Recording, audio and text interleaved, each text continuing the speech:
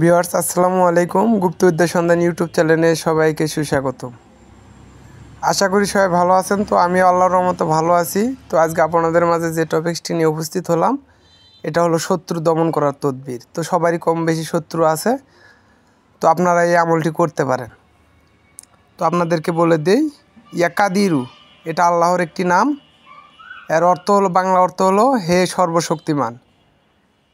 শত্রুকে পরাস্ত ও দমন করার জন্য এই নাম অত্যন্ত কার্যকারী। শত্রু দমন করার জন্য অজু করার সময় প্রত্যেক অঙ্গ ধুইতে এই নাম পড়িবে, ইনশাআল্লাহ শত্রু দমন হইবে। 2 রাকাত নফল নামাজ পড়িয়া এই নাম 100 বার পড়িলে ক্ষমতা বৃদ্ধি হয়।